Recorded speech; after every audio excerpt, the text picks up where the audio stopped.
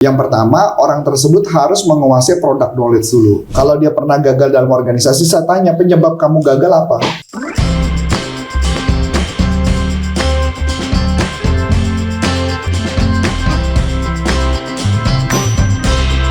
Teman-teman, tahu nggak? Tadi Vina baru dapat curhatan nih dari teman sebelah. Nah, katanya nih, jadi tuh perusahaannya dia butuh sales karena susah kan sekarang nyari sales itu. Jadi kayak ya udahlah, kalau nggak ada basic salesnya juga nggak apa-apa nih, main diterima-terima aja. Terus tapi dia ngeluh nih, gimana caranya buat maintenance si sales ini padahal sales ini nggak punya basic sales. Gimana ya teman-teman caranya? Teman-teman yang tahu nggak sih? Kalau yang tahu boleh deh kasih tahu Vina. Atau nggak kita sekarang tanya aja nih, mumpung di samping aku ada Coach Antonius Arif yang lagi pesen gado-gado ya. Lagi pesen gado-gado teman-teman. A few moments later. Ya nih Coach, kan aku punya nggak aku sih, temen aku nih curhat sama aku. Katanya kan susah nyari sales, jadi ya udahlah tarik-tarikin aja gitu yang mau jadi sales nih. Terus dia posisinya sales manager nih. Tapi dia bingung caranya maintenance si sales ini tapi nggak ada basic sales itu gimana sih? Nah, sebenarnya kalau buat saya maintenance yang pertama ketika orang itu tidak punya latar belakang, saya lebih baik mendevelop mereka dulu sih. Mengembangkan mereka dulu. Nah, kayaknya itu saya pernah bahas tuh di video sebelumnya tuh sama Bu Ana juga. Jadi yang penting adalah kalau buat saya, yang pertama orang tersebut harus menguasai product knowledge dulu. Oke. Nah, ketika sudah menguasai product knowledge, kemudian saya lakukan pelatihan selling skill yang sesuai kebutuhannya. Setelah itu, saya lakukan mentoring. Nah, saya lakukan mentoring, gimana mengembangkan mereka. Kayak contoh, misalkan saya di kantor, ini kan saya juga lagi dalam rangka mementor kan. Jadi ketika saya di kantor, saya duduk di kantor, saya lihat tim sales saya gimana cara jualannya, itulah yang saya mentor. Nah, itu nanti lebih baik nonton di video yang saya dengan Bu Ana ya, ada ya. Nah, kemudian setelah itu kita pastikan mereka performanya mencapai. Makanya oleh sebab itu mentor itu adalah proses mempercepat supaya hasilnya bisa jadi. Berarti mau nggak mau si sales manager ini harus mengerti dulu dong, Coach. Betul. Jadi makanya seorang sales manager idealnya adalah seorang yang harus mempunyai skillnya. Sudah punya skill tentang selling, ngerti tentang selling, baru orang itu bisa menjadi manajer. Makanya kenapa idealnya adalah proses itu harus dilewati dulu, tantangan yang bisa dilewati. Jadi ketika ada problem dia bisa menjawab dengan langsung, bukan kira-kira, bukan dugaan. Nah itu prosesnya kayak gitu, Fir. Oh gitu. Terus nih Coach, aku penasaran deh. Kan tadi kita sales manager itu maintenance si sales ini kan, walaupun nggak ada basic salesnya.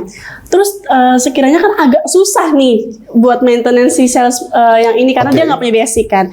Terus siapa yang nggak punya basic? Si salesnya ini. Oh, salesnya nggak punya basic. Oke.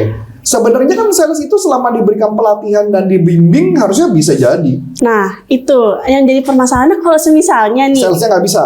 Tetap dia latih atau nggak bisa? Iya udah gitu salesnya baperan lagi itu gimana? Oh kalau baperan ya salah rekrut lah itu mah. Karena logikanya gini ya, ketika rekrut itu sudah pasti kita tentukan. Kalau ditanya ngerekrut, yang pertama sih biasanya sering saya tanyakan adalah pertanyaan pertama gini. Pernah gagal jualan apa enggak? Atau pernah gagal nggak dalam hidup? Atau pernah gagal nggak dalam berorganisasi? Kalau dia pernah gagal dalam organisasi, saya tanya penyebab kamu gagal apa? Kalau dia jawab saya gagal karena faktor hal lain di luar dirinya, misalnya di organisasi teman saya nggak menyenangkan, kampus saya nggak menyenangkan, itu berarti nyalain orang lain, saya nggak bakal terima. Karena tipe orang yang kayak gini dia nyalahin situasi. Sedangkan orang yang berhasil dunia penjualan adalah yang istilahnya namanya locus kontrolnya, fokus kontrolnya itu di tangan dia.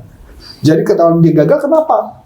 Kayaknya selling skill gue ada yang kurang cocok nih, mungkin teknik gue kurang bagus. Nah, itu masih bisa gue kembangin. Tapi kalau orang yang udah ngomong mengatakan, oh yang salah dunia gitu ya, semua salah, kucing lewat pun salah gitu kan.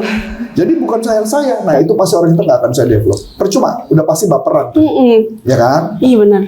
Nah yang kedua, makanya baru saya akan perhatikan orang tersebut kalau masalah mental dulu, mentalnya gampang, kita bisa develop, yaitu mindsetnya kita develop dan sebagainya. Yang paling penting adalah kalau saya bukan dimulai dengan berapa kali kamu telepon berhasil, tapi kamu harus telepon gagal dulu. Saya kan nggak pernah ngejar kamu berhasil kan? Iya. Yang saya kejar apa? Gagalnya. Gagal dulu, karena berapa kali kamu gagal, setelah kamu gagal berkali-kali, pada satu saat pasti dapat aha. Oh begini caranya, itu yang saya lakukan, itu yang saya kembangkan. Jadi tuh pas rekrutmennya itu walaupun dia nggak punya basic, kita harus tahu dulu ya. Yes. Ya paling nggak juga ke depannya saya tanya, kamu cita-cita pengen jadi apa? Kalau cita-citanya dibilang, ya saya seperti air mengalir, mah lupakan. Apa cita-citamu ke depan? Oh mungkin saya mau jadi pengusaha. Oh saya mungkin akan punya usaha sendiri. Saya nggak masalah, saya kan tanya mau usaha apa. Dari usaha itu saya bisa ngeliat ini tujuannya mau kemana hidupnya dia. Kalau dia ngomong, cita-citanya apa? Pegawai negeri, udah lupakan lah itu, udah jelas udah pasti nggak cocok sama saya itu. Karena kenapa? Karena pasti kerjaannya dia akan nyari, ujung-ujungnya akan nyari tunjangan kan, tunjangan beras, tunjangan macam-macam buat hidupnya. Jadi nggak cocok tuh jadi sales. Yang saya cari adalah orang yang dia mau fight, dia mau berjuang, itu yang akan saya cari. Tuh teman-teman. Nah yang kedua pertanyaan yang bisa saya ajukan adalah saya nanya, kalau dari gaji sama komisi, kamu lebih prefer yang mana? Kalau dia bilang lebih prefer gaji, orang itu juga mungkin cukup puas sama hidupnya. Nah, saya juga butuh orang yang sebenarnya saya lebih prefer, kalau saya ditanya, saya lebih prefer orang-orang yang nggak terlalu kaya sih. Kenapa? Kalau orang yang kaya, repotnya adalah dia kurang haus. Nggak haus dan nggak lapar. Kalau lo haus dan lapar, itu orang yang menarik buat gue tuh. Kalaupun orangnya agak lumayan, keluarganya agak lumayan, saya cari dia boros apa enggak hidupnya. Kalau hidupnya boros, itu kabar bagus tuh, Vin. Karena dia akan semakin semangat mencari uangnya. Dan kalau saya bilang, kamu belanja lebih banyak lagi. Semakin kamu banyak belanja, kan kamu terpaksa harus kerja di kelas kan? Benar. Masuk akal kan? Masuk akal. Nah, itu gambarannya. Jadi saya mencari orang yang lapar dan haus dulu. Kalau orang lapar dan haus, maka orang itu pasti akan lebih mudah untuk di-developnya. Tinggal teknik selling skill kan. Kalau selling skill kan adalah masalah sabar apa nggak sabar ya. Kalau nggak sabar kirim ke kita aja, udah pasti kita bantu jadi kan. Iya, atau nggak sales manager juga bisa. Belajar dulu ke kita. Iya, sales manager bisa belajar ke kita, pasti bisa. Ya wow, ini menarik banget teman-teman. Jadi harus di rekrutmen itu walaupun dia nggak punya basic salesnya, tapi kita udah tahu nih tujuan hidupnya dia, planning hidupnya tujuan dia. hidupnya apa ya. Jadi jangan cuma jadi, kadang-kadang ada beberapa sales manager yang cuma punya kemampuan jualan, tapi dia tidak punya kemampuan mendevelop tim. Itu yang akan repot nantinya, dan itu banyak membuat jadi isu di beberapa perusahaan. Oke, jadi masuk akal nih coach. Jadi udah paham, jadi nggak masalah ya? Nggak masalah. Tinggal bagaimana kita ngembangin. Pada saatnya sales manager tuh harus punya kemampuan merekrut, dia punya kemampuan mendevelop, punya kemampuan memimpin timnya, bagaimana membuat mereka mencapai target. Gitu aja kayak mungkin cukup. Gitu aja sih coach. Aku mau bagi-bagi. Nah, silakan. Nah, teman-teman, aku mau bagi-bagi ebook gratis nih buat teman-teman. Pasti ini kalian yang apalagi nih yang sebagai sales sering banget kan mengalami keberatan customer. Jadi di sini Vina mau bagi-bagi ebook 3 formula cara mengatasi keberatan customer nih. Jadi teman-teman nggak usah repot-repot lagi gimana sih caranya mengatasi keberatan. Dan sekarang dapetinnya juga gampang banget kok. Tinggal klik aja link di komen pertama atau di deskripsi, lalu teman-teman tinggal masukin nama, nomor telepon, dan email. Udah deh langsung Vina kirim, dan itu free ya teman-teman.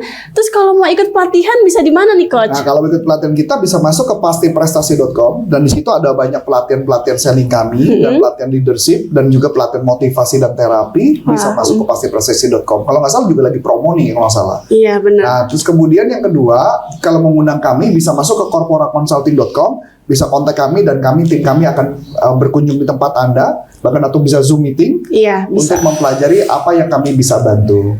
Oke, so kalau mau belajar juga untuk menjadi seorang sales yang luar biasa, khususnya untuk para UKM, bahkan pemilik bisnis, kami merekomendasikan Sales University karena ini adalah tempat platform yang dimana Anda bisa belajar, bisa ngembangin tim Anda, dan juga Anda bisa bertanya dengan para mentor dan coach kami. Dan pembelajarannya selama 1 tahun 9 bulan dan bisa dicicil tiap bulannya. Asik kan? Dan kelas berikutnya, batch kedua adalah di bulan 6 akan dijalankan. Itu aja? Itu aja. So, akhir kata, saya Coach Antoni Sarif dan saya Vina. Mengucap banyak terima kasih, sukses buat Anda, dan sampai jumpa. Salam performance. Bye-bye. Bye-bye.